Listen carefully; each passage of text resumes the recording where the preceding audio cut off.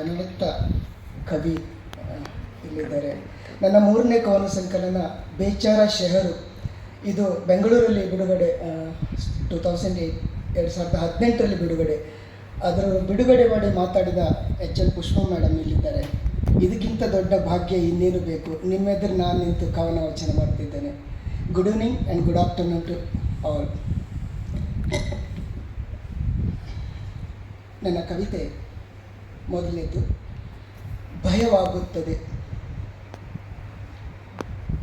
ಎಲ್ಲರೂ ನಮ್ಮವರು, ಅತಿ ಆಪ್ತರೆ, ಈ ಹಿತವಾದ ಭ್ರಮೆಯೇ ಒಳಿತು. ದಿಟ ಅರಿತರೆ ದಿಗಿಲಾಗುತ್ತದೆ. ಎದೆದನಿಗೆ ಕಿವಿಯಿಟ್ಟು ಕೇಳುವುದೇ ಚಂದ.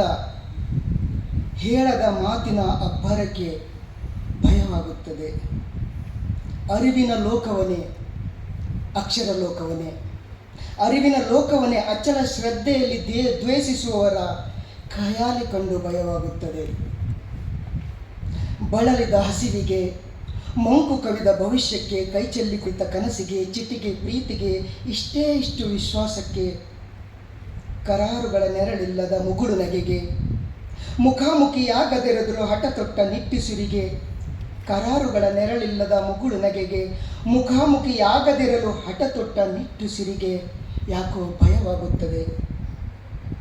ಪ್ರಕೃತಿಯ ಕೊಡುಗೆಗೆ ಕೃತಜ್ಞರಾದ, ಕಾರುಣ್ಯಕ್ಕೆ ಕರಗದ, ನೈಜ ಸೌಂದರ್ಯಕ್ಕೂ ಮಿಡಿಯದ, ಮುತ್ತು ಮಗುವಿನ ನಗೆಗೂ ಮೊಗ ಹೊರಳಿಸದ, ಜಗದೆಲ್ಲ ಸಂವೇದನಾರಹಿತ ಜಡತ್ವಕ್ಕೆ ಭಯವಾಗುತ್ತದೆ. ನಿರಾತಂಕ, ನಿರುಮ್ಮಳ, ಹೀಗೆ ಸುಮ್ಮನೆ ಮೌನದ ಚಿಪ್ಪೊಳಗೆ ಕಣ್ಣು ಮುಚ್ಚಿ ಕರಗಲು ಮತ್ತು ಮುಂಜಾನೆದ್ದು ಮುದ್ದಾದೊಂದು ತಾಜಾ ಬೆಳಗಿಗೆ ಬೊಗಸೆಯೊಡ್ಡಲು. ಯಾವ ಧರ್ಮ ಯಾವ ದೇವರ ಮಡಿಲಿಗೆ, ಯಾವ ಧರ್ಮ ಯಾವ ದೇವರ ಮಡಿಲಿಗೆ ಈ ಭವದ ಭಯವನ್ನು ಸಮರ್ಪಿಸಲಿ? ಓ ಕವಿತೆಯೇ, ಎದೆಗಾನಿಸಿಕೋ ನೀನಾದರೂ.